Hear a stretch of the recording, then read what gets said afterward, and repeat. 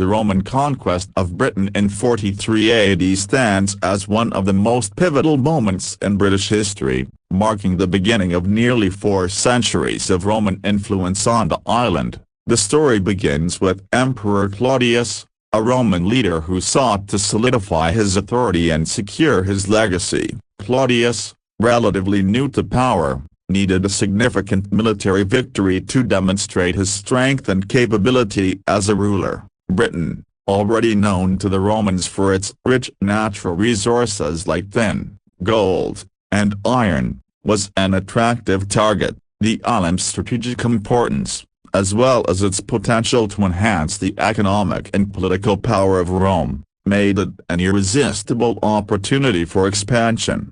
Although the Roman Empire had long been aware of Britain, actual Roman involvement prior to 43 AD had been limited.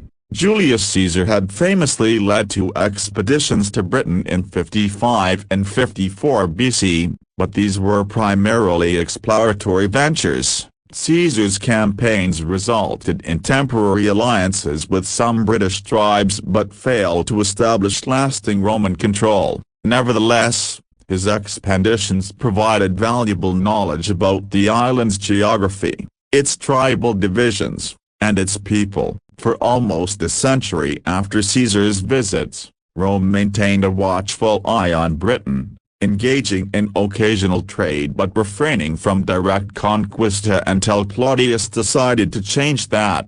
In the spring of 43 AD, Claudius ordered a full-scale invasion of Britain. The operation was led by General Aulus Plautius, a skilled and experienced commander, who led an army of approximately 40,000 men. This force included 4 Roman legions, along with auxiliary troops and cavalry. The scale of the invasion reflected Rome's commitment to establishing a permanent presence in Britain. The Roman fleet crossed the English Channel and landed in southern Britain, likely near Richborough in Kent. The arrival of such a large and well-organized force immediately put pressure on the native Celtic tribes. At the time, Britain was a patchwork of tribal kingdoms, each with its own rulers, customs, and armies. Some tribes, such as the Atrebates, were already allied with Rome due to trade and previous agreements. However, other tribes, particularly the powerful Catuvellauni, fiercely resisted Roman intrusion. The Catuvellauni were the dominant tribe in southeastern Britain and were led by 2 brothers, Caratacus and Boudica. These leaders quickly united their forces to oppose the Roman advance, resulting in a series of fierce battles. One of the most significant engagements of the campaign occurred at the River Medway. This 2-day battle was a critical moment in the Roman conquest. The Roman forces, relying on their superior training and innovative tactics, managed to outmaneuver the Celtic warriors. In one daring move, Roman troops swam across the river to launch a surprise attack from behind. The battle ended in a decisive Roman victory, but it was hard-fought and highlighted the determination of the British tribes. During the fighting, Boudica was killed, leaving his brother Caratacus as the sole leader of the resistance. With the southern resistance weakened, the Romans continued their advance. Emperor Claudius himself traveled to Britain to oversee the final stages of the campaign. Although his involvement was largely ceremonial, his presence underscored the importance of this conquest to the Roman Empire. Claudius brought with him a dramatic display of Roman military might, including war elephants, to intimidate the local population. Under his leadership, the Roman forces captured the Catuvellauni capital of Camalodunum, known today as Colchester. This victory marked the turning point in the conquest, as Camalodunum became the first Roman capital in Britain and a central hub for administration and governance.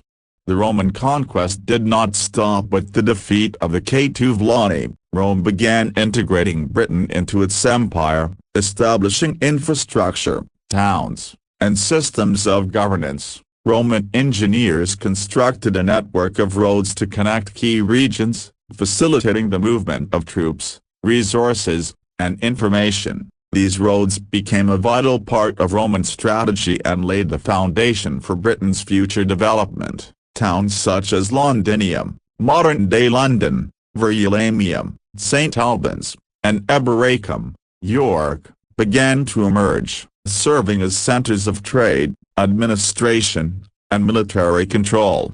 Despite these advancements, Roman rule was not universally accepted. Resistance continued, particularly in the western and northern regions of Britain. Caratacus, who had retreated to Wales, continued to lead the guerrilla-style campaign against the Romans, evading capture for several years. Eventually, he was betrayed, captured, and taken to Rome, where his defiance earned him respect. Claudius spared his life, turning him into a symbol of Roman mercy and strength. However, Caratacus's capture did not mark the end of resistance. In 6061 AD, one of the most famous uprisings in British history occurred, led by Boudica, the queen of the Iceni tribe. Her revolt, which resulted in the destruction of several Roman towns, including Londinium, was a stark reminder of the ongoing tensions between the Romans and the native population.